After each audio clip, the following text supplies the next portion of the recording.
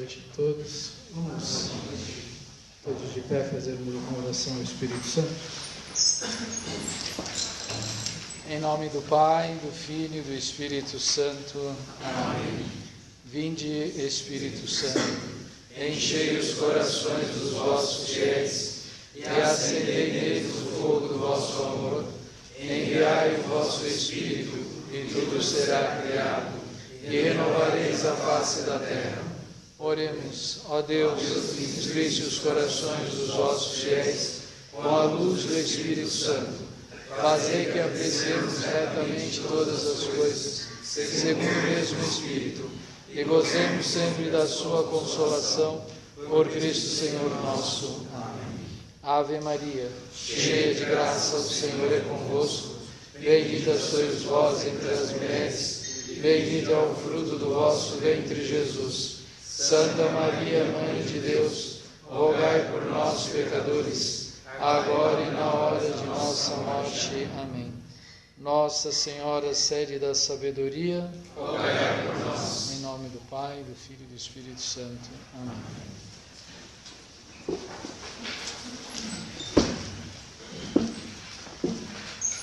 Me permitam, eu vou começar a palestra sentado, depois no decorrer da palestra a gente pode então, também ficar um pouco de pé, não deixar ninguém adormecer, tá bom? Vocês tiveram algumas palestras já com o Padre Renato e ele abordou com vocês temas muitíssimos importantes para a nossa vida espiritual. É claro que ele já partiu do pressuposto que todos nós já chegamos aqui com um alicerce bem estruturado e já podemos refletir sobre as grandes novidades que estão por acontecer, não é? Uma delas ele tratou também aqui com vocês, se não estou enganado, não é isso? Sobre o tema do juízo, não é? Da condenação, da salvação. É realmente uma grande novidade, não é? Nosso Senhor até fala, né? Medita nos novíssimos e você não vai se perder. Quais são esses novíssimos? São as novidades que ainda não aconteceram na sua vida. Quais as grandes novidades que ainda estão por acontecer? A morte, que ninguém aqui morreu ainda, né? O juízo, todos vamos passar pelo juízo, e depois do juízo, inevitavelmente, o pronunciamento da sentença, não é? O inferno ou o paraíso. E isso é definitivo e final. Quando a gente pensa na realidade e na seriedade dessas coisas, é claro que nós temos uma mudança no nosso procedimento, porque a gente passa a encarar as coisas não com um temor ou um terror, mas com uma gravidade maior. São coisas que marcam profundamente a nossa vida. Mas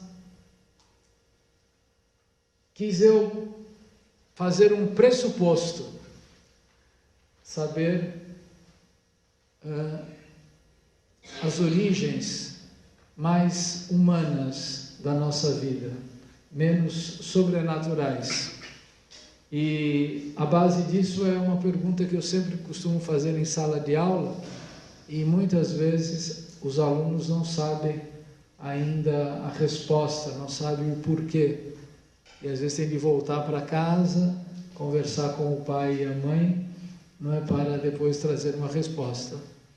Eu sempre gosto de perguntar, principalmente nas aulas de sociologia, por que do seu nome? Eu sou muito curioso nesse ponto, né? Quando alguém fala, estou esperando o nenê. Já estou grávida. Já sei que é homem ou é mulher. Qual o nome que você vai pôr? tal coisa, não sei ainda, vamos discutir. Tem de ter um porquê deste nome. Todo mundo tem um porquê. São os porquês mais sérios, mais engraçados, mais imprevisíveis, mais maravilhosos ou menos maravilhosos, não é? Mas, enfim, é o nosso nome. Eu parto da origem, não é? Então, cada um aí, se eu parar a aula e perguntar por qual o seu nome e por que você tem esse nome, não é? Vocês vão dar uma travadinha, porque nem todo mundo sabe direito, ou nem todos perguntaram: pai, por que você colocou esse nome em mim? Mas tudo tem um porquê, não é? E a gente gostaria então de partir dessas coisas assim mais palpáveis. Porque quando eu pergunto para vocês: quem é você? Eu sou o João, eu sou o José Henrique, eu sou a Marieta, eu sou a Sânia, eu sou a Jéssica, sou o Caio, enfim, cada um sabe se identificar. E antes de nós chegarmos nesse grau elevadíssimo, ou melhor dizendo, para justificar as preocupações com este grau elevadíssimo da vida do homem, a gente tem de partir das coisas bem concretas. Então, das coisas bem concretas, nós costumamos chamar das coisas naturais. Melhor dizendo ainda, da vida natural. Esta vida natural, todo mundo aqui pode falar alguma coisa dela, não pode? Com certeza que pode. Por quê? Eu tenho certeza que podem falar. Porque vocês estão vivos, não é? Vocês estão aqui me vendo, me ouvindo, já nos cumprimentamos, já nos percebemos uns aos outros. E então, é muito importante que a gente saiba, como dizia São Pedro, dar às pessoas que nos perguntam as razões da nossa fé. Então, tudo aquilo que o Padre Renato falou a respeito da vida eterna, da vida depois da morte, ela tem de estar conectada, ligada, sustentada por um alicerce, por uma raiz. Nós não saímos do céu para vir morar na terra. Nós não vamos imaginar isso, não é? Pelo contrário, Deus nos criou na terra para irmos para o céu. Então, o ponto de partida é o planeta Terra. Não é Marte, não é Vênus, não é no Sol, não é na Lua, é na Terra. Foi na Terra que Deus me criou. E como é que Ele me criou? Da terra. Por isso, o nosso corpo não possui nenhum elemento do céu. O nosso corpo é todo feito de elementos terrenos, que nós todos conhecemos: mineral, vegetal, animal e humano. Então, se tudo começa aqui na Terra, a nossa existência começa aqui na Terra, o nosso corpo está ligado às coisas bem próximas de nós. Qual é a cor da minha batina?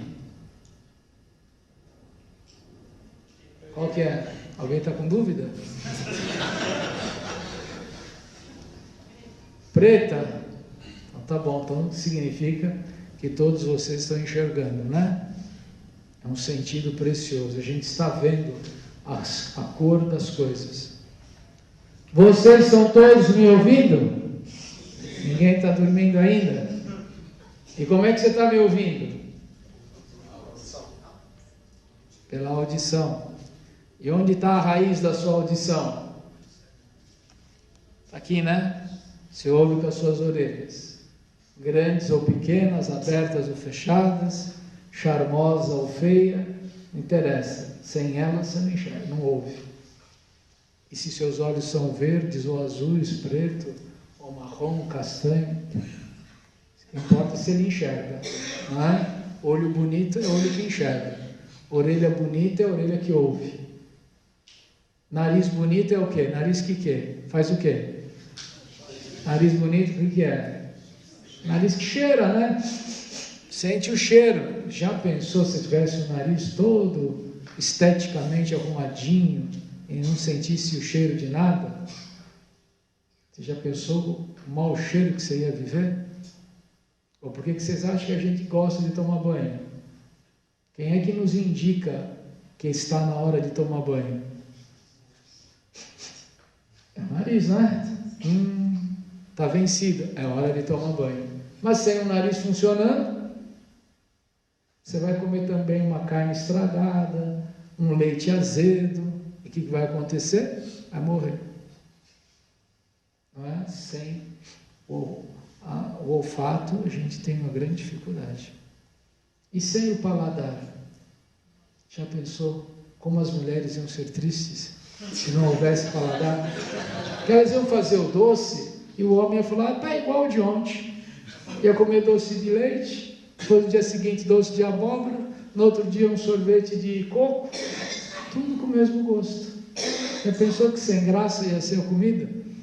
Você come um capim e come uma alface, lambe uma pedra e lambe um pedaço de carne de churrasco e tudo sem sabor nenhum. Conclusão, em pouco tempo você ia morrer. Que você também ia comer coisas estragadas e o seu estômago ia apodrecer. E finalmente, o homem conhece as coisas através do tato, né? Aliás, o tato, quando é que o homem começou a usar o tato? Dos 5 sentidos, qual foi o primeiro sentido que o homem usou? As mulheres sabem melhor do que os homens. Qual foi? O primeiro sentido que o bebê fez foi olhar para você? Foi ouvir a sua voz? Foi sentir o seu cheiro? Qual foi? A boca, o tato. Encostou no seio materno e tateou. E ali ele já passou a comer. Sem a percepção do tato. Tem pessoas que têm essas doenças, né? Esses dias eu encontrei uma pessoa que estava com diabetes e perdeu a sensibilidade do pé. Saiu andando a pé, numa rua, num dia que estava muito quente, queimou a sola do pé, né? Depois, quando foi tomar banho em casa, começou a sangrar, viu que tinha um monte de sangue no chão do banheiro, não sabia o que era. Ele não tinha perdido a sensibilidade para o tato. Sem o tato, a gente não sabe, né, exatamente dosar a força com que a gente segura esse copo. Você pode segurar, se eu segurar, claro que eu não tenho força suficiente, né, mas se eu pedir para o Jonatas, né, apertar esse copo com toda a força, ele vai estraçalhar esse copo aqui. Ele não vai fazer isso porque não vai querer rasgar a mão dele, não é? Mas se também não tiver o tato suficiente para sentir a necessidade de maior força, você vai pôr a mão no objeto, ele vai cair e você não vai conseguir segurar. Então, para nós, toda a fonte de conhecimento das coisas deste planeta começam com os 5 sentidos. E eles começam em nós desde o início do nosso nascimento. Claro, lá dentro do útero, do ventre materno, do útero de nossas mães, alguma coisa eles percebiam. A primeira coisa que percebiam era o tato mesmo, né? A vibração, o movimento do corpo da mãe, as vibrações do corpo da mãe, não é? Passavam pela sua pele e de algum modo atingiam a criança. Depois, quando elas nasceram, elas tiveram contato pela primeira vez com a luz, e aí com o som diretamente, mas sem conseguir distinguir muito, e pouco a pouco começaram a respirar, até então não respiravam, enfim, no momento do nascimento, como a gente fala genericamente, na hora que a mulher dá a luz, então a criança começa o movimento com os seus sentidos. E sem os nossos 5 sentidos, nós nunca chegaríamos ao conhecimento das coisas. De tudo, Padre? Sim, de tudo. Mas até de Deus, até de Deus. Se você não tiver os 5 sentidos funcionando, você não vai conseguir conhecer nada. Você vai morrer. Você não vai conseguir sobreviver. Então, os 5 sentidos são necessários para a gente ter o primeiro contato com o mundo. Não é? Tocando, cheirando, degustando, ouvindo, vendo. Mas o homem não é apenas um corpo. O homem não tem apenas corpo. O homem tem um corpo vivo, um corpo que tem vida. Mas o homem não tem somente uma vida animal. O homem tem também uma vida espiritual. O homem também tem uma alma humana. E como é que a gente percebe que o homem tem alguma coisa a mais do que os animais? Observando a inteligência do homem e observando que o homem tem uma coisa que os animais não têm: vontade livre. O homem pode escolher e o homem de fato escolhe. Nós normalmente dizemos que uma pessoa chegou à idade adulta. Por quê? Porque o adulto é aquele que é capaz de conhecer uma coisa e decidir livremente sobre ela. O menor de idade, às vezes ele conhece as coisas, mas ainda não tem capacidade de adquirir ou de agir. Ele ainda tem uma certa incapacidade. Mas este processo de conhecimento e de vontade, ele começa quando? Quando é que isso começou em nós? Foi logo quando nós nascemos?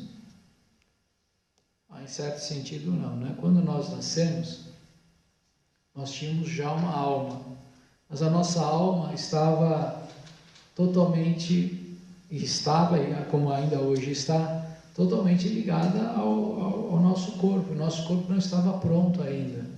O cérebro não podia estar pronto. Porque se eu já nascesse com o cérebro do tamanho que eu tenho hoje, minha mãe não ia conseguir me dar a luz. Minha cabeça precisou ser menorzinha, os ossos da cabeça, não é, descolados um dos outros, para poder nascer. Mas depois que eu nasci, esse ossinho foi fechando, minha cabeça foi crescendo, eu fui aprendendo a pensar, antes de pensar, eu comecei a falar, falava como papagaio, depois comecei a falar como criança, depois passei a falar como um rapaz, depois comecei a falar como um homem, mas depois falei como um homem maduro, depois, não é? Se eu conseguir ir mais longe, daqui a pouco eu vou falar como um homem idoso. E depois do fim da vida, muitos voltam quase a falar como crianças novamente, né? Porque o cérebro cansou e o corpo está se entregando. Mas esse é um processo da vida que nós queremos aos poucos pensar nisso. Então, concluindo, eu José Henrique.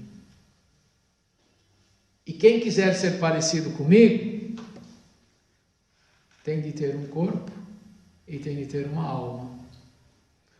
Com o seu corpo, não é? No seu corpo tem muitas diferenças. Temos homens e mulheres. E temos geneticamente uma originalidade. De tal maneira que mesmo que um pai e uma mãe aqui tenha tido mais de um filho, nenhum dos dois são 100% iguais. Não é? Isso é tão palpável, tão perceptível, que o governo basta, para saber exatamente controlar as pessoas, basta numerar, não é?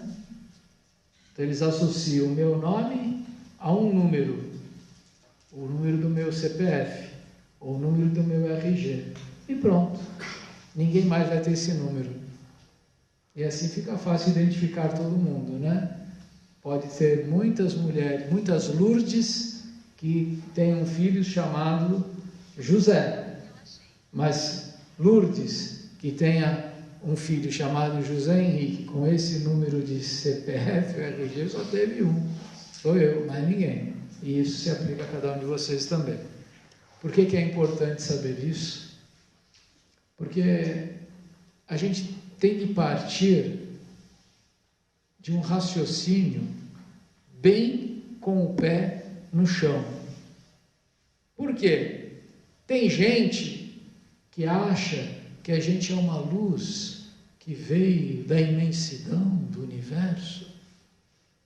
Tem gente que acha que nós somos fruto de uma reencarnação, que antes eu fui um cachorro, anteontem fui corintiano, né? E há tempos atrás eu fui até um japonês, passei por um macaco, por um gorila, passei depois fui jacaré, e hoje eu sou o José Henrique, não é? Como se eu fosse apenas uma coisa qualquer. Não, eu tenho uma originalidade, é preciso saber que eu tenho uma origem única, uma vida única, não é? E portanto, a nossa fé que nos fala da eternidade, ela é muito comprovada, não é? Por essa identificação única e exclusiva de cada uma das pessoas. E fazer esta afirmação e perceber esta realidade, longe de nos afastar da fé católica, que nos fala de um Deus Criador, eu nem precisaria da fé católica para perceber que Deus é Criador. Com a minha própria inteligência, quando ela estivesse amadurecida, quando ela estiver trabalhando eficazmente, ela iria se perguntar, afinal, quem fez essa coisa bonita que eu estou vendo aqui diante do espelho? Será que foi só a minha mãe e o meu pai? Ninguém mais participou disto? E quem fez esta ordem? Eu sei que meu pai já fez muita coisa, que a minha mãe já construiu muita coisa, mas não foi minha mãe que fez o sol, nem foi o meu avô que inventou o mar, não foram os brasileiros que criaram o rio Amazonas, já estava aí, alguém fez isso. Quem foi que fez? Que força é necessária para construir o rio Amazonas? Quantos caminhões de terra a gente vai precisar? Quantos baldes de água eu vou precisar para fazer o rio Amazonas? Quanto fogo, quanta lenha eu vou precisar queimar para ter o sol brilhando? O homem percebe que esse planeta, esse universo, o mundo, é muito maior do que as suas possibilidades. E isso já perceberam os filósofos gregos, né, na antiguidade, que olhando e observando, e como é que eles observavam? Só para voltar aqui de novo à raiz. Como é que Aristóteles observava a natureza? Com seus olhos, que mais? Os seus sentidos, os seus olhos, os seus ouvidos, a sua boca, não é? Contemplando tudo isso, aí ele mesmo se perguntou, nossa, isso está tão bem arrumado, está tão organizadinho, que a gente consegue até perceber que o Sol volta para esse mesmo lugar no mesmo tempo.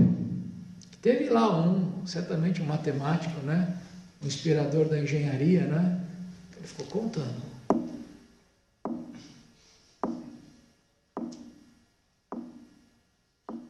Até esperar o Sol bater de novo. E coincidir a batidinha do dedo dele, a sombra que estava fazendo em cima do dedo dele. Aí no dia seguinte, olha, foi tudo isso. A cada 60 batidinhas, não é? Acontecia alguma coisa diferente. A cada conjunto de 60 batidinhas, 24 vezes, 60 vezes 12 batidinhas, não é? Dava 1 hora.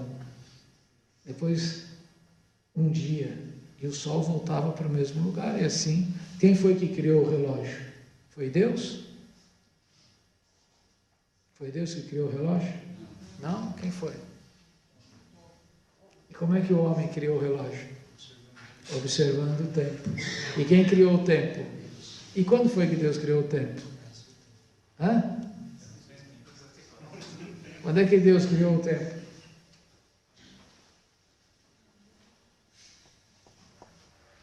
Foi a primeira coisa que ele criou. Agora alguém fica perguntando, os filósofos, meus amigos filósofos, a primeira coisa que Deus criou foi o tempo. Como é que você sabe disso? Porque está lá na Sagrada Escritura. No o quê? No princípio. E o relógio vai parar? O relógio que o homem conta vai parar. Quando não existir mais movimento, não é? Nem espaço. Mas isso vai demorar alguns dias, né? Não vai ser agora que a gente vai perceber isso. Mas um dia vai terminar. Então, eu percebo que eu mesmo sou constituído com uma parte material, animal, e que percebe as coisas através dos sentidos. E eu percebo também que eu sou um ser capaz de pensar e capaz de escolher, capaz também de conhecer as coisas.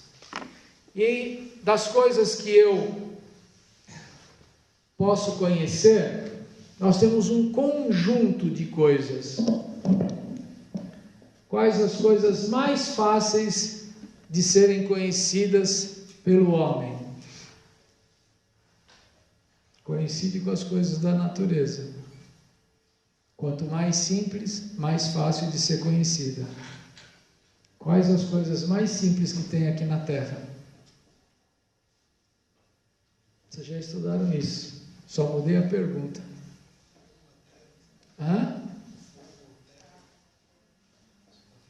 O que você falou? Desculpa. Os 4 elementos? Alguém falou água? Também, a água é um mineral? A água é um mineral. Tem coisa mais simples do que uma pedra? Do que a água? Não é? Não. Então, os elementos mais simples e fáceis de serem conhecidos, já que a gente sabe, depois quando começa a conhecer os minerais, tem muita profundidade. Mas como ele não tem vida, ele não tem movimento, ele não tem mudança, né, por si mesmo, então os minerais são esse conjunto de coisas mais simples. E depois dos minerais, que vem? Os vegetais, não é? Já tem vida, mas é só vida vegetativa, não é? Tudo vai, eles não vão atrás de nada, as coisas têm que chegar para ele. Ele não vai, a planta não vai atrás da água, a água tem que ir lá para junto dela.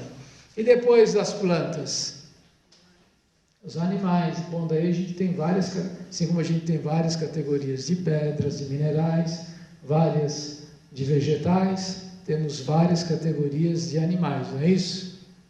Que vai desde os animais unicelulares até os mamíferos, que são os animais mais inteligentes, e entre os mamíferos existe aí o macaco, golfinho, né, que são dotados de uma altíssima inteligência. E o homem também entra nessa categoria?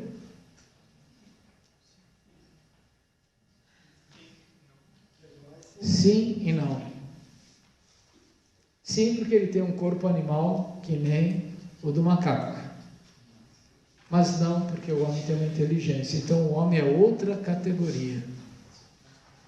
É uma quarta categoria. Na escola a gente só aprende 3, né? Mas na verdade temos mais uma aí. Outra categoria de conhecimento para o homem é o próprio homem, que é um animal racional, ou seja, é um animal que tem uma inteligência e tem uma vontade livre. E tem uma vontade livre e tem uma inteligência porque ele tem uma alma humana. Depois,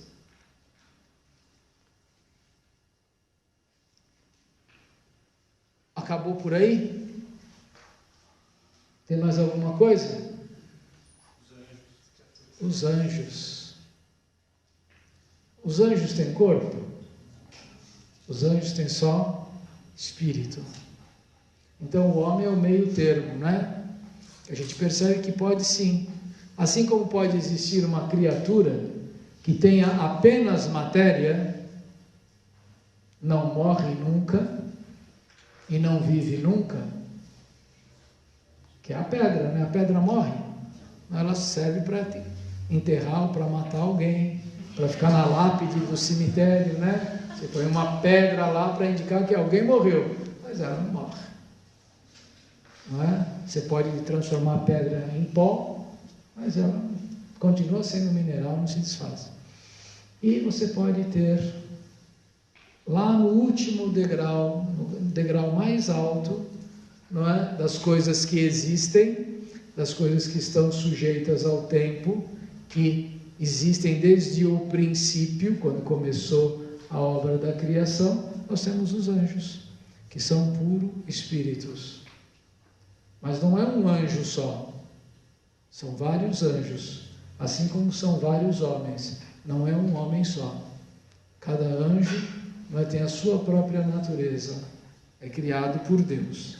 Bom, isso é o conjunto das coisas criadas. Tudo isso dá para a gente perceber com a nossa inteligência, até mesmo a existência dos anjos. A princípio, nós não precisaríamos da fé para poder dizer que, olha, não há nada de contraditório, de ilógico, de irracional ou sem nenhum fundamento. Sem nenhum fundamento racional na existência de um ser que seja somente espírito. Pode sim. Bom, mas e Deus? Tudo isso nos leva à pergunta, não é? Muito simples. Quem criou tudo isso? Deus.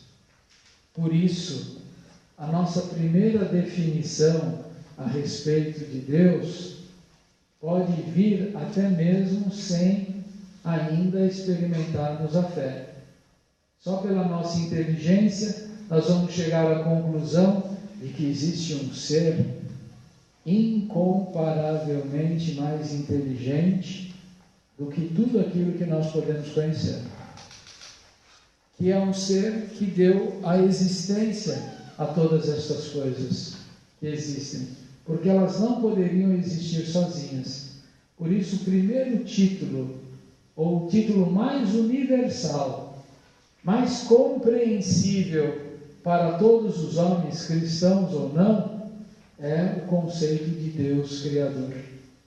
Então, quando a gente estiver conversando com uma pessoa que não crê em Deus, não queira lá, você tem que ter fé, você tem que acreditar em Deus, você está perdido. Não. Começa a conversar com ela de outra maneira. Começa a conversar com ela, dizendo: nossa, como o dia está bonito hoje, né? Aliás, nós estamos no verão, no inverno ou na primavera? Olha que legal esse pé de goiaba. Você reparou que a raiz está lá embaixo da terra? Que engraçado, quem foi que fez isso? Por que essa raiz não é teimosa? Essa goiabeira não é teimosa e joga a raiz para o lado de fora? Faz que nem uma criança teimosa, não é? Que a mãe fala: não faça, né? E faz. Por que a goiabeira obedece? Por que o cachorro não caminha? Porque o cachorro sempre obedece. Quem impôs nele essa lei? O homem vai logo se perguntar sobre o Criador. Bem, mas então, quando nós chegamos ao Criador, então nós reconhecemos que Ele nos criou. E agora nós estamos quase na metade do caminho daquilo que o Padre Renato quis propor a vocês como ponto de partida para as coisas da vida espiritual. No princípio, Deus criou o céu e a terra. No princípio, Deus criou o homem e a mulher. Bem, não há nada contrário à razão, à nossa inteligência, imaginar este homem e esta mulher. Nós não vamos discutir agora as teorias sobre o criacionismo, não é? Porque eu não estava lá para ver como Deus criou. Mas a minha inteligência pode perceber que poderia ser de diversos modos.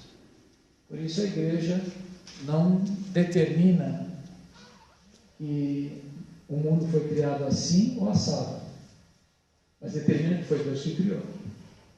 Como foi que Deus criou Adão? Bom, a descrição da Sagrada Escritura está de uma forma poética, né? Deus tirou o homem da onde? Do pó da terra, né? Mas que terra que ele usou? Foi pó de mármore? Foi barro? Foi argila? Né? Que tipo de terra Deus usou? A gente não estava lá para ver. O certo é que Deus nos fez recolhendo os elementos todos da natureza. Tá certo? E por fim, colocou um elemento que não existe na natureza, que é a alma humana.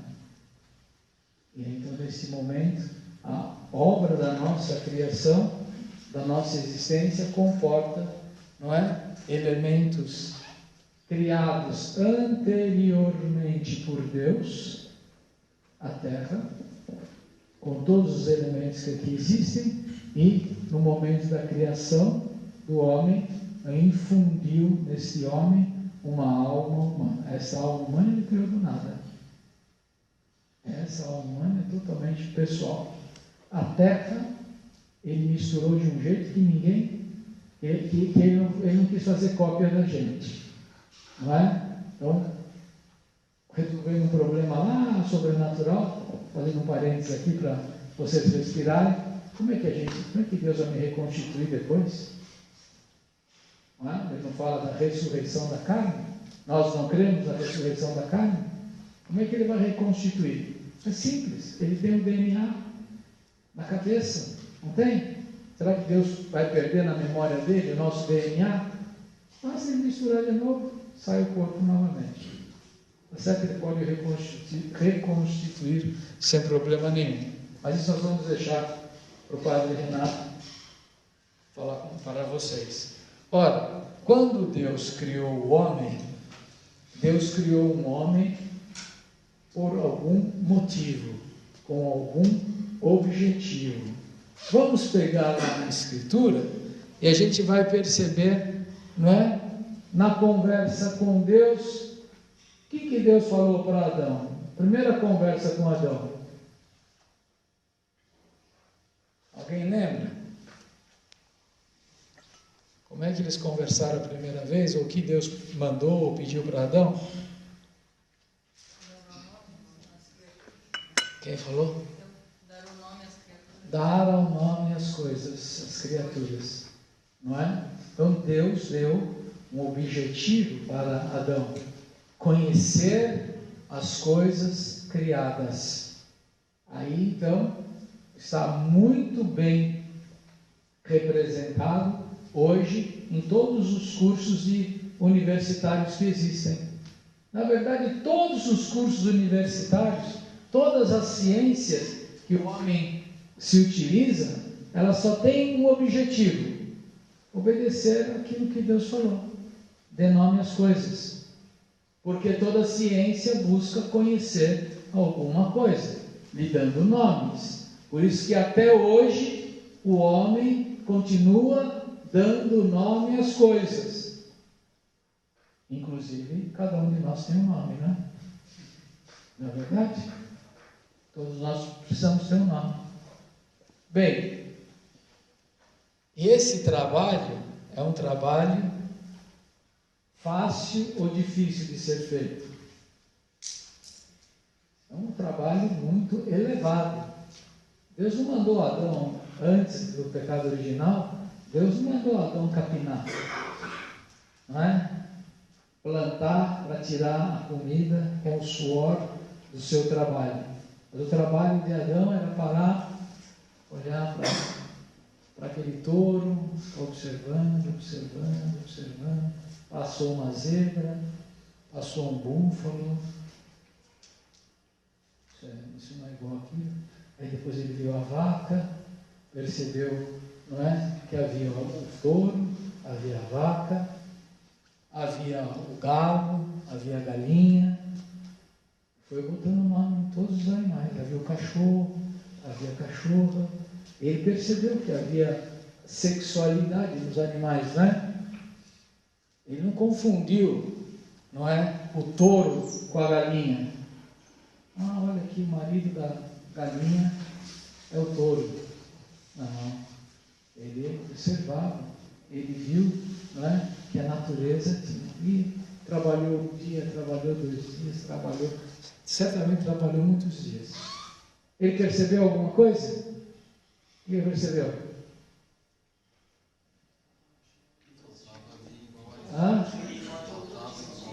Que todos tinham uma companheira.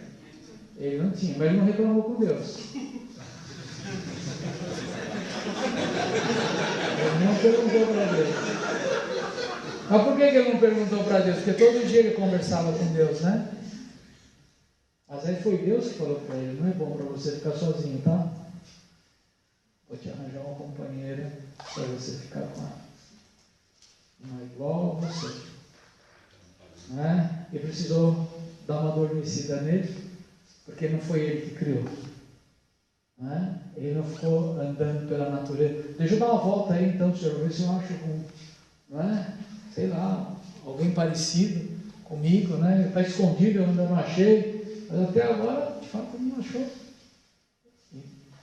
É bonito isso, para o homem entender que não foi ele que criou a mulher, mas o mesmo Criador do homem criou também a mulher, e com todas as características próprias, de maneira que o que aconteceu imediatamente depois que ele viu Eva, o que aconteceu com ele? O que é que ele fez? Primeiro ele se espantou. Agora sim, carne da minha carne, sangue do meu sangue. Agora ele se reconheceu. Antes, você acha que ele se chamava de Adão? Você acha que ele olhava lá para ela? Olha aí, botou o nome em mim mesmo de Adão. Acho que vai ficar bom. Não. Ele não pôs nome nele. Ele só conseguiu pôr nome a si mesmo quando ele viu alguém semelhante e ao mesmo tempo distinto. Não é? Eva é que deu sentido à inteligência dele. Agora sim eu entendo as coisas. Então ele já estava pensando nisso. Ele não falou com Deus, pelo menos não tem essa pergunta na Sagrada Escritura. Mas foi o próprio Deus que falou: para você não é bom ficar sozinho. Por que não era bom para ele ficar sozinho? Porque faltava alguma coisa na ordem da natureza para poder refletir melhor a existência de Deus. Se Adão permanecesse sozinho, o homem nunca, e Deus fosse criando outro Adão 1, Adão 2, Adão 3, o homem jamais ia entender a fundo a existência da Santíssima Trindade, do Pai, do Filho e do Espírito Santo. E aí Deus deixa ele uma ordem, não é? Crescei e multiplicai-vos. Dizer, cresça. Agora, Adão, você vai entender melhor quem você é. Cresça junto com ela. Não era crescer em idade, só nesse sentido. Não era crescer em número de filhos. Crescei e multiplicai-vos. Aí sim, multiplicar. Aí Adão certamente compreendeu a ordem, não é? Da criação, da reprodução. Muito bem. Ora, então o homem percebeu que o homem é voltado, é destinado a um projeto, a uma obra, a fazer alguma coisa. Mas Adão fazia um esforço para pôr nome, porque ele tinha que distinguir as plantas e dar a cada uma um nome. Era um trabalho duro, cansativo, não como arar a terra, mas exigia o uso da sua inteligência. Então, isso dava um objetivo à vida de Adão. Ele se alegrava com isso. Tá certo? E dá sentido à existência do homem. Não vou falar agora sobre a queda, não é? Porque a queda não impossibilita, não é por causa da queda que o homem tinha de crescer. O homem foi feito para crescer. E para crescer, o homem necessita de fazer um esforço. Então, mesmo Adão vivendo no paraíso, mesmo que ele não tivesse cometido o pecado original, claro que ele teria de fazer esforço. As coisas não iam chegar prontas para ele. Deus criou a terra, mas deixou a ele o encargo de pôr nome às coisas. Deixou ele o encargo de se unir à sua mulher e reproduzir outro ser humano. Deus não foi criando uma nova criatura cada vez que Adão queria uma pessoa. Não é? Não, ele criou Eva, e a partir de Adão e Eva, todos os seres humanos vão nascer a partir de um homem, de uma mulher. Bem,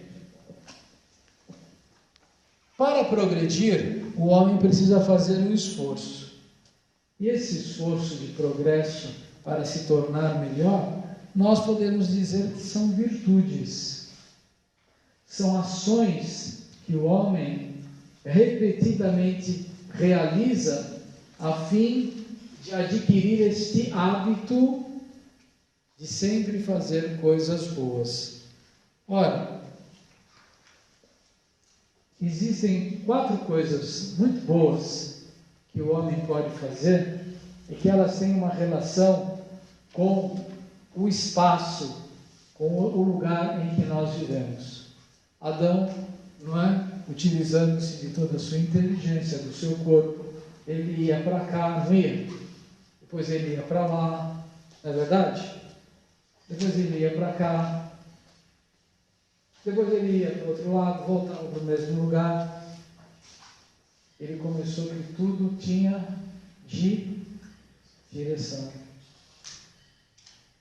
E ele também percebeu isso por causa da natureza, observando a natureza. Quando ele estava no paraíso, o sol nascia no oeste ou no norte? Onde é que o sol nascia no paraíso? De que lado? No leste, no oeste ou no norte? Nem no norte, nem no oeste, né? Nascia a leste. Tá? Aí a gente começou a perceber esse movimento. E aí ele sabia, observando a natureza, se ele estava indo para leste, para o lado em que o sol nascia, ou se ele estava indo totalmente ao contrário, indo para o oeste, aonde o sol morria, ou se ele estava indo para o sul, não é? Que ficava à direita, ou ao norte, à esquerda. Agora deixa eu ver se está certo. Norte, sul, leste, oeste. Isso? Leste, oeste. Norte, sul, leste, oeste. Então, sabendo onde nasce o sol, eu sei aonde está o norte, onde está o sul, onde está o leste, onde está o oeste. E nós também, então, assim, a nossa caminhada nessa terra sempre vai em direção a algum lugar. E eu escolho a direção que eu vou, e aí eu sempre vou estar me orientando. Para nós, isso parece uma coisa muito simples hoje, né? Ou muito complicada. Se você estiver perdido numa floresta, até você esperar o sol nascer para saber do lado, né? Porque lá no meio da floresta amazônica, seu celular não vai ter sinal de GPS. Aí você não vai saber para onde você está indo. Você está norte, sul, leste, oeste. Vamos fazer só um teste aqui. Vocês estão aqui desde manhã? Dormiram aqui? Todo mundo? Eu não dormi aqui, né? Mas a maioria. De que lado nasceu o sol?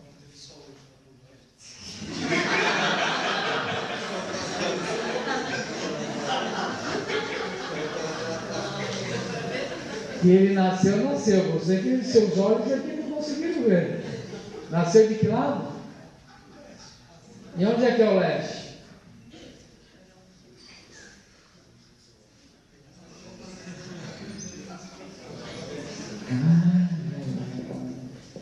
Está vendo? Que a gente está tão acostumado, não tem um GPS, já sabe, né? O leste está para cá, né? O oeste está nessa direção. Norte está para cá, sul está mais aqui para baixo. Aí eu sei para onde eu estou indo. Bem, na nossa vida espiritual, a gente também precisa saber exatamente orientar a nossa vida para saber para onde a gente vai. E qual o objetivo da nossa vida? Como vai dizer Santo Inácio de Loyola? Conhecer, amar, servir e possuir a Deus. Esse é o objetivo da nossa vida. E para isso, eu preciso então ordenar todos os meus afazeres e escolhas de acordo com esse objetivo maior. Então, a primeira coisa, não é observar se o que eu estou fazendo é uma coisa justa. Eu vou observar a justiça nisso, isso é uma coisa honesta, isso é uma coisa verdadeira. Depois, a prudência. Como é que eu vou conseguir chegar a esse objetivo? Qual é o melhor caminho? Depois, basta falar que tudo já está pronto? O que é preciso depois? Eu sei o que é honesto, eu sei qual é o caminho, e aí? Está na estrada, né? Tem que fazer. E para fazer, basta fazer assim? Precisa trabalhar. E para trabalhar, precisa fazer o quê? Ter uma atitude. Essa atitude exige o quê? Exige o quê? Força. Fortaleza. Sem esforço, ninguém consegue adquirir virtudes. Sem esforço, ninguém entra no céu. Certo? Aí eu falo, mas e as criancinhas? O esforço da própria vida, quando a criancinha morreu pequenininha, ainda teve esse esforço, né? Na sua inocência. Tá certo? Então, mas nós aqui já chegamos à idade de pensar e de escolher, só podemos entrar no céu se fizermos algum esforço. força. Mas quanto de força? Força total? Não. Uma força temperada. Comida tem de ter sal, mas o sal tem que ser temperado, na quantidade certa. Então, também as nossas atitudes exigem temperança, não é? Um domínio, não é? Para que essa força nem seja de mais, nem seja de menos.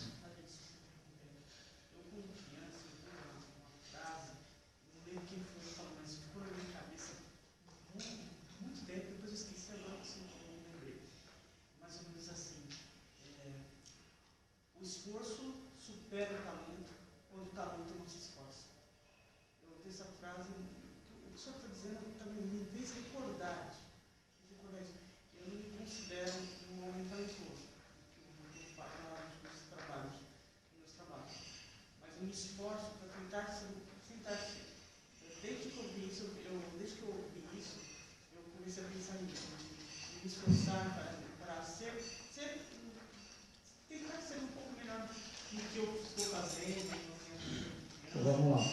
É uma frase interessante, é verdadeira, é uma frase de estímulo, né? De autoestímulo. Mas, primeiro, se você não tivesse talento, você não era criatura, não era imagem e semelhança de Deus, você não era ser humano. Ou seja, tem talentos que estão dentro de você, não é? Mas esses talentos exigem o seu esforço. Então, eu diria que é como um círculo, né? Virtuoso. Na medida em que você, se foi o talento que deu o primeiro passo, ou se foi o esforço, não interessa. O certo é que um precisa do outro. Esforço sem talento também não vai dar nada.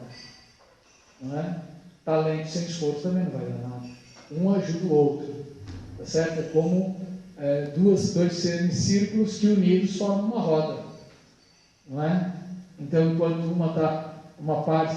a metade da roda está no chão, a outra metade está em cima, mas na verdade sempre uma está ajudando a outra. Tá bom? Então, claro que a gente fala isso às vezes, né? Porque num primeiro momento o esforço parece chamar mais atenção do que um talento. Às vezes a gente se impressiona, a pessoa tinha um talento musical. Não é? Então, para ele, o primeiro passo pareceu que foi fácil. E o segundo já não tinha tanto talento, mas ele fez um esforço e aí o talento foi superado. Né? Mas, na verdade, é apenas o que veio primeiro. Isso pode variar de pessoa para pessoa, mas todos podem, né, podem se superar, não é? De um modo ou de outro. Bem,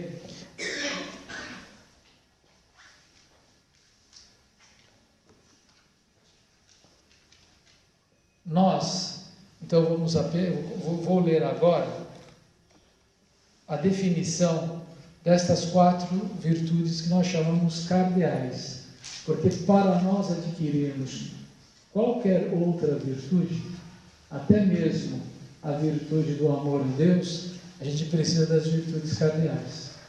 Onde nós vamos encontrar nas virtudes cardeais a necessidade de amar a Deus? Em qual dessas virtudes? Não, qual dessas virtudes cardeais que vai justificar, não é, que eu devo amar a Deus sobre todas as coisas?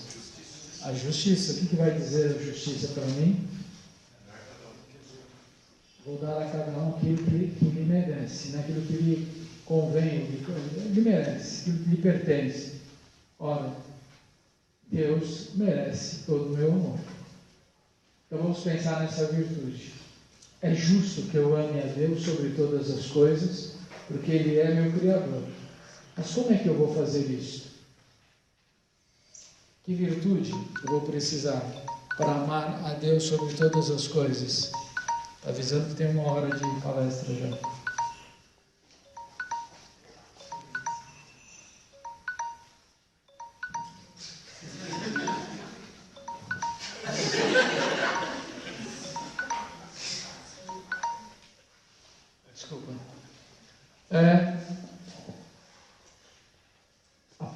prudência vai me ajudar a quê? A escolher os melhores caminhos para amar a Deus. Ir nessa direção vai me levar mais perto de Deus? Por quê? Por que ir nessa direção vai me afastar de Deus? Tem que saber. Não é? Olha como isso, as virtudes cardeais são importantes. Na escolha da vida, eu quero amar a Deus sobre todas as coisas. Vou me tornar padre, ou vou me casar, ou vou ficar solteiro,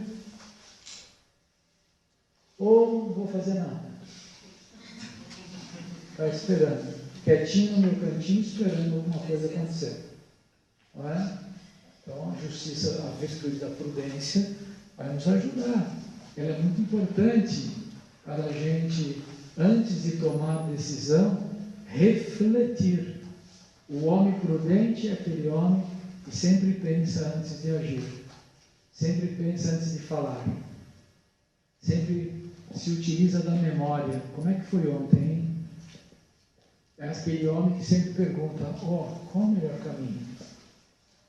É aquele homem que ouve um conselho, que pede um conselho. Mas também, não é? Na prática da nossa vida espiritual, é preciso força, é preciso resistir, não é? Ao vento contrário, é preciso se esforçar. E por isso a necessidade da força.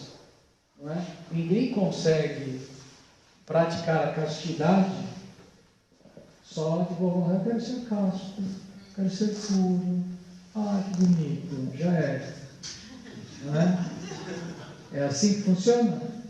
Não, né? Todo mundo sabe que não é assim que funciona. Ou você faz um sacrifício, ou você corta na carne, né? Ou você aperta assim, ou você aperta, senão não é certo.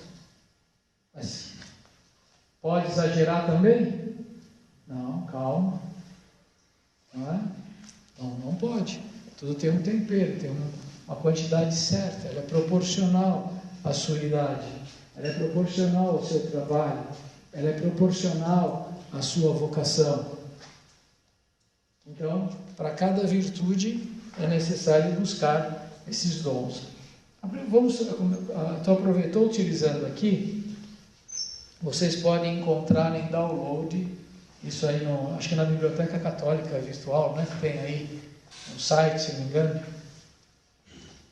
É um livro que vale a pena. Esse aqui eu nem empresto, apesar que agora dá para baixar na internet. É o Tanqueray, Compêndio de Teologia Cética e Mística. É um livro nem sempre fácil de ler, tá certo? Mas tudo que você quer saber a respeito da sua vida espiritual, você vai encontrar aqui. É justamente um livro de estudo de teologia muito profundo, mas tem um download aí. Né? Conhecem aí? Compêndio de Teologia Cética e Mística. Tanqueray. Né? Então o Tanqueray começa nos falando da virtude da prudência. E ele vai dizer: prudência é uma virtude moral e sobrenatural. Ele está se referindo aqui também já à virtude no que diz respeito à virtude cristã. Tá bom? Não há só a virtude natural, existem duas prudências, uma prudência puramente humana, uma prudência enquanto virtude, porque ela vem auxiliada com a graça de Deus. É uma virtude sobrenatural que inclina a nossa inteligência a escolher. É tão bonita essa expressão, inclina a nossa inteligência. Ou seja, não é que Deus coloca na sua cabeça isso. Não. A nossa inteligência é uma inclinação dada por Deus que nos faz sentir atração para a verdade. Mas não basta uma coisa estar inclinada. Ela precisa mesmo se debruçar sobre uma coisa, não é? Eu estou um pouco inclinado para cá, para a direita. Mas se eu quero mesmo me debruçar sobre a mesa, eu tenho que fazer outro esforço. Inclina a nossa inteligência a escolher, em qualquer circunstância, os melhores meios para atingir os nossos fins, subordinando-os conduz ao nosso fim último. Então, tudo o que eu vou fazer do início do dia, quando eu acordo, não é? Eu vou escolher todas as coisas que melhor me aproximam de Deus. Por isso que começar o dia rezando é um sinal de grande prudência. Você já tem que ligar, olha, primeira coisa do dia, vou buscar Deus na oração. A última coisa a fazer à noite não é brigar com a mulher, não é ficar vendo as últimas notícias da internet, não é ficar comendo até adormecer com um pedaço de goiabada na boca, e dormir rezando. Fazer uma oração a Deus. O último momento de consciência é dado a Deus. Isso é muito importante, é tão bom essa lógica que existe, né? Do amanhecer do dia, porque a gente tem a sensação de que a gente acabou de nascer, né? Acabou de acordar, é um novo dia. Quando eu acordei a primeira vez na minha vida, eu não sabia de nada disso. Né? Acordei com um tapa no traseiro, né? E comecei a chorar. Vocês também, né? Mas passados 55 anos, eu sei exatamente, não é? Que eu acordei porque Deus me manteve a vida. Então, é uma coisa muito... é um nascer. E que o dia de hoje não vai se repetir. Então, é muito prudente começar o dia elevando o espírito a Deus. Igualmente, quando chega a noite, não é? Diariamente a gente faz uma experiência de morte. Às vezes eu não quero dormir, quero ficar acordado, mas o corpo não aguenta. Não é? Às vezes eu quero dormir, mas a minha cabeça não quer apagar. Não é? Então você está agitado, mas é sempre uma lembrança da morte. Chega a noite, tudo tem um fim. Não é? E aí, acabou. Se você se acostumar a fazer isso todos os dias, pode ter certeza, no dia da sua morte você não vai ter desespero. Não é? Porque eu amanheci esse dia conversando com Deus, e se eu vou terminar o dia conversando com Deus nessa terra ou na outra, isso aí é detalhe. É só detalhe. Porque eu estava conversando com ele o dia todo. Olha, vem cá, vamos conversar um pouquinho mais. Vamos conversar, vem conversar por aqui. Hoje você vai conversar em outro lugar. Então vamos, Senhor. Chama o vosso servo para ele estar aí. A prudência tem muitas regras. Também não vamos confundir com a prudência, não é, como nós falamos, prudência da carne, que é aquela pessoa que só toma cuidado para ter tudo que lhe é bom e agradável. Essa não é prudência da virtude sobrenatural. É importante essa prudência, mas ela corre o risco de muitas vezes se desviar para as coisas erradas. Não é claro, eu quero só o que é melhor para mim. Então, prudentemente, não é? Na hora da janta, eu vou reservar o melhor pedacinho da carne para mim. Isso não é prudência de virtude.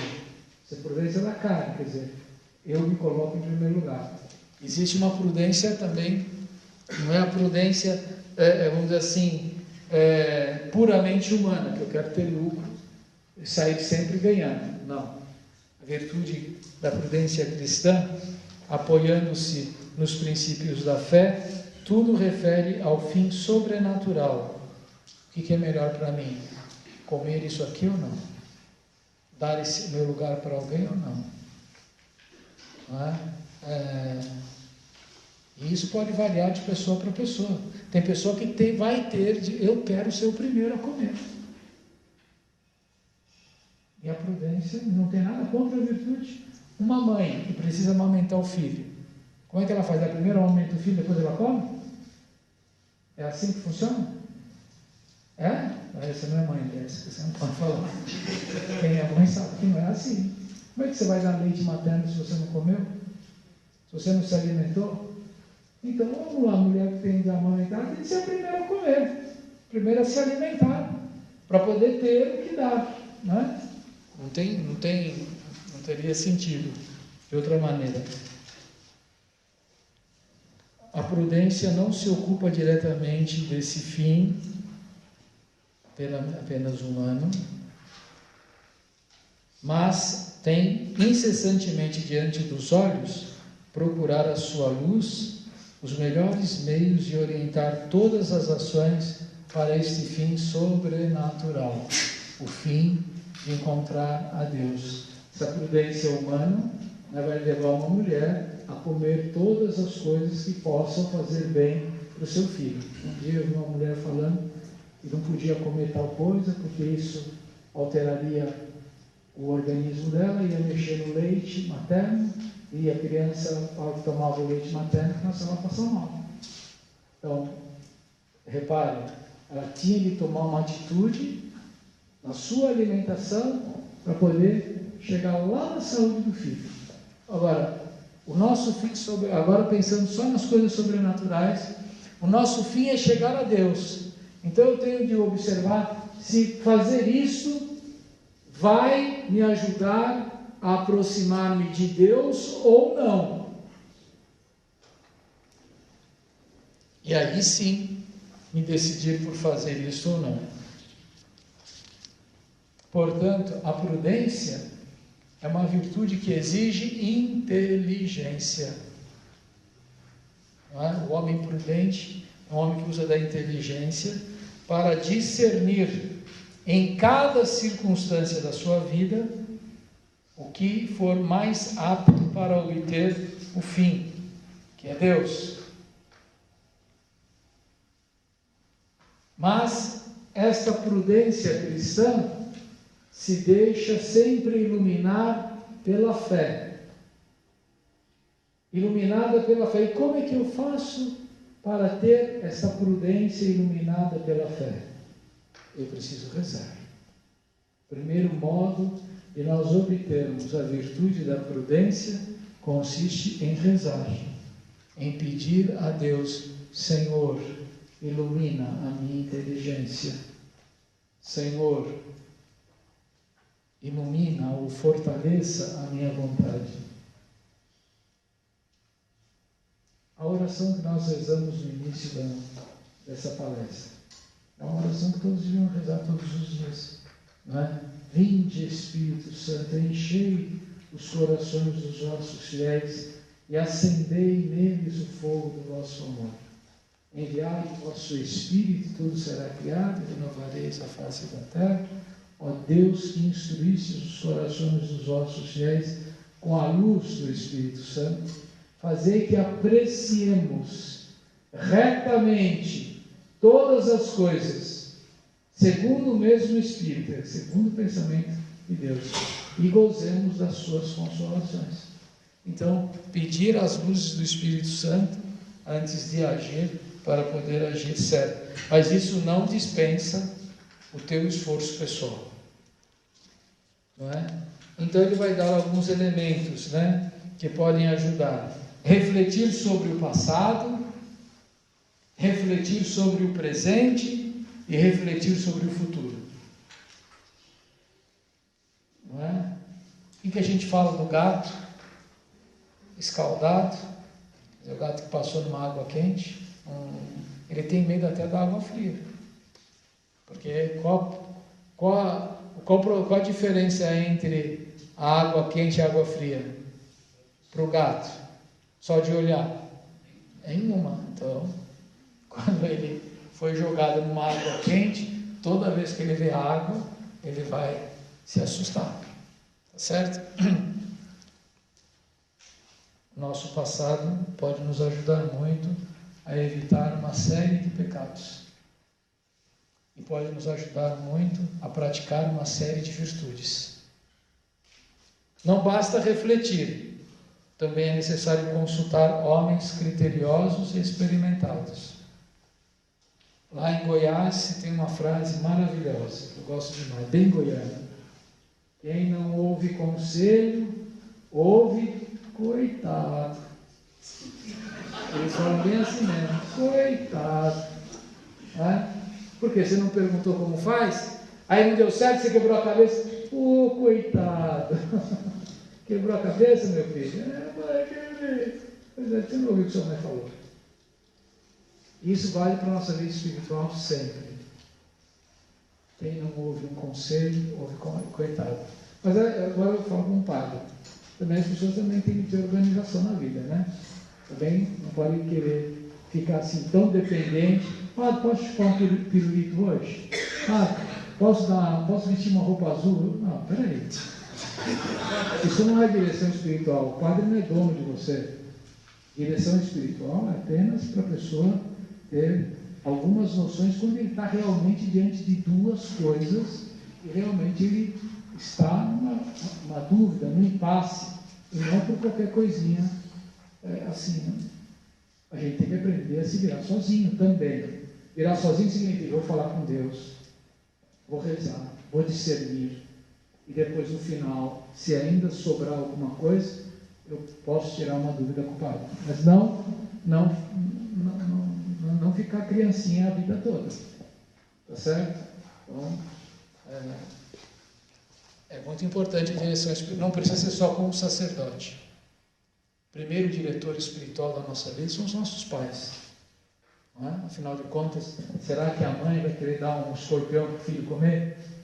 Mas será que o pai vai ficar feliz em ver um filho ser picado por uma cobra?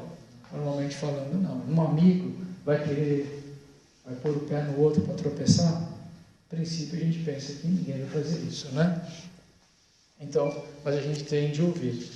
Porém, depois de ouvir uma direção, um conselho, você deve deliberar sozinho. Então não vem com essa história: o padre mandou coisa nenhuma. O padre deu uma direção, a escolha foi sua. Você tem que responsabilizar-se. Tem gente que quer fugir né? Eu fiz o que o padre mandou. Daí o marido fica com a raiva do padre, ou a esposa fica com raiva do padre, o pai fica com raiva do padre porque o padre falou uma coisa, né? E tem essas manias, já vi muito disso. É muito triste. Mas o padre na confissão falou para mim que podia. Aí fui no outro, o outro padre falou que não podia. Eu falei: não sei o que você falou para o padre, não sei o que você falou para esse padre, não sei o que você falou para outro padre, não sei o que você estava querendo saber.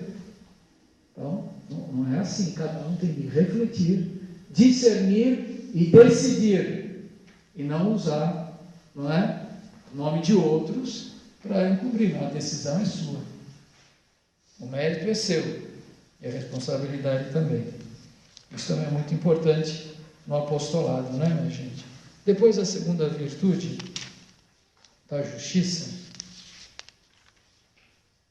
é importante a gente também ouvir essa bonita definição.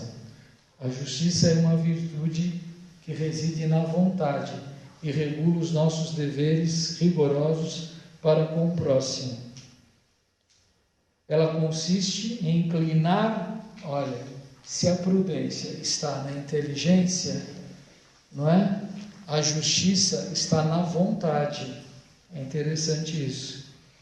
Inclinar a nossa vontade a dar constantemente aos outros tudo o que lhes é estritamente devido. Portanto, é uma virtude que reside na vontade. Por isso que o Tanqueray coloca primeiro a prudência, depois a justiça. Porque a prudência está na inteligência. Ser justo, não é? Está na vontade. Não adianta só você falar: eu sou justo, eu sei que isso é correto, se você não faz. Você só é capaz de provar que você é justo quando você realmente faz alguma coisa. Depois, a virtude da fortaleza é uma definição. Só para terminar aqui, a virtude da justiça traz consigo uma outra virtude que está assim, essencialmente ligada à virtude da justiça, que é a virtude da religião. Pois se tem alguma coisa que é mais justo nesta terra e na nossa vida, é prestar a Deus a devida honra que ele merece. Isso é daí que nasce a religião.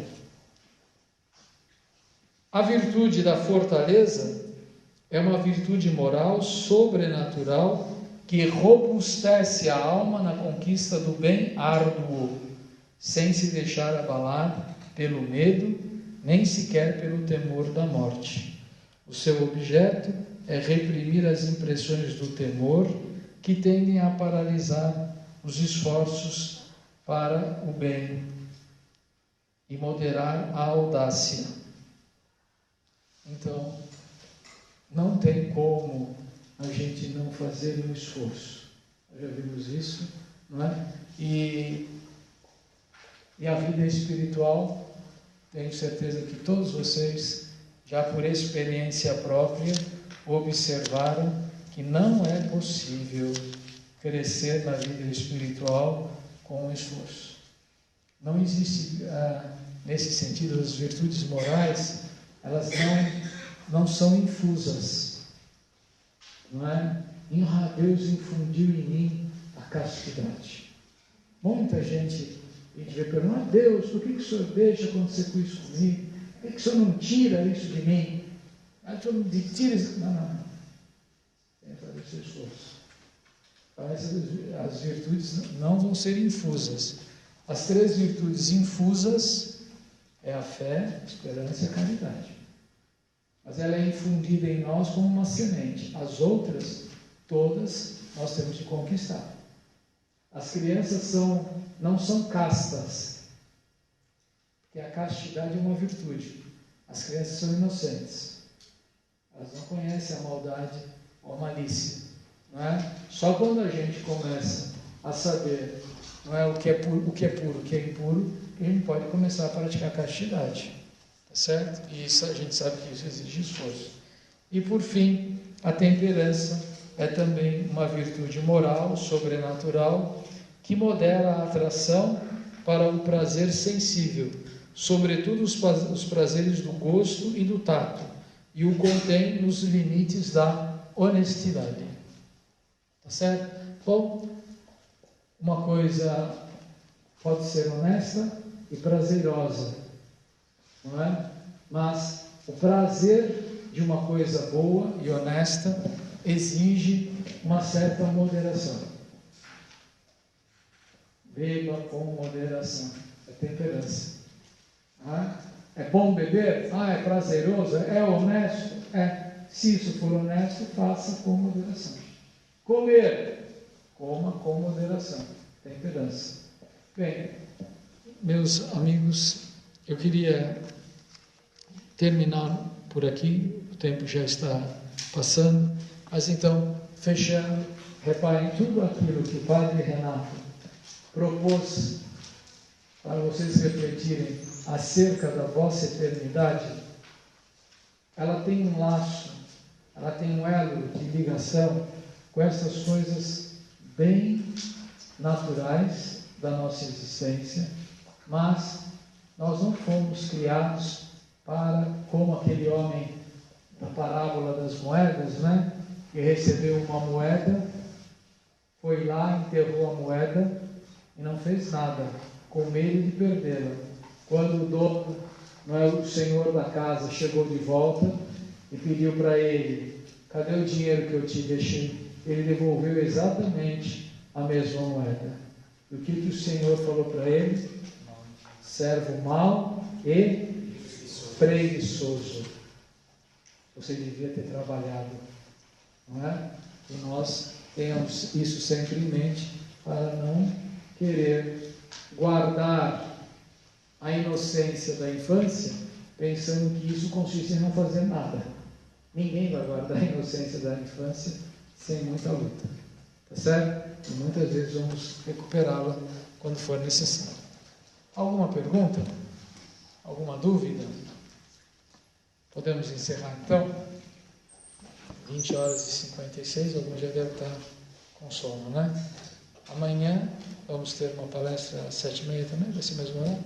Então amanhã nós damos continuidade, não é, a esse tema, tentando aplicar estas 4 virtudes, não é, no tempo da Quaresma. O que poderíamos fazer para melhor aproveitar esse tempo precioso da Quaresma através dessas 4 virtudes que devem nos acompanhar durante toda a vida? Ave Maria, cheia de graça, o Senhor é convosco.